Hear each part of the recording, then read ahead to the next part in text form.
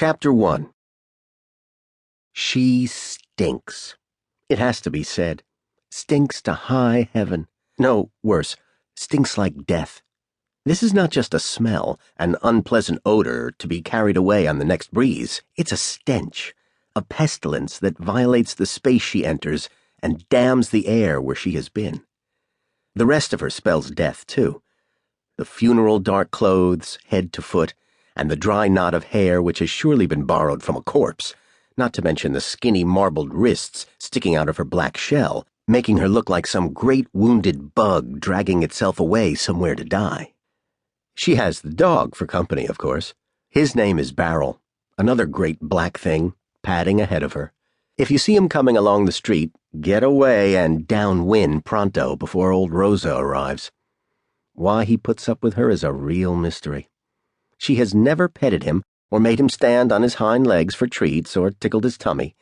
He has never known the restraint of a leash, so how come he never ran barking for the hills? Maybe he likes the smell and wears it with pride, like a doggy badge. All the same, you don't see too many other mutts running up to sniff his old balls. Even animals seem to give old Rosa a wide berth. Why the authorities have not taken it upon themselves to do something about the woman is another mystery.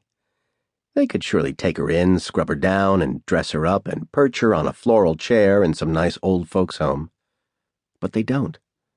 Maybe the neighborhood possesses an unconscious collective wisdom, and somehow they need old Rosa to walk among them. This creeping intimation of mortality, accompanied by the dog and the once tartan shopping cart, with its squeaking wheels so simply and eloquently mocking all the vanities that flesh is heir to. Memento mori.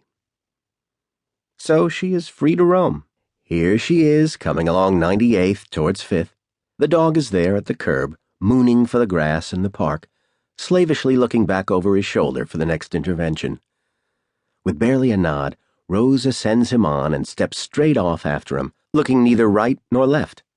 She's canny enough to know the police have already blocked off the traffic from the avenue.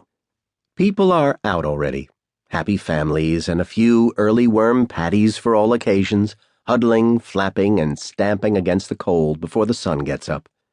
As Rosa hauls the cart up the far curb, a little girl holding a green flag leans over to pat the dog. Rosa walks on, willfully oblivious. She does not see when the child doubles over, retching, and she escapes the dagger of a look that the mother hurls at her back. Rosa has conditioned herself never to look back or to take account of the reactions of others. She just walks on, never turning to confront the chaos churning in her wake. But all of these awful things about Rosa are far from the whole story. For within the cavern of her spirit, old Rosa, the bag lady, carries a thing of infinite beauty, a secret, shining treasure. Michael Marcinkus shuffles out of the shop door, carrying a long pole with a brass hook, which he uses to draw down the tired, striped awning from its recess. Rain or shine, he does this.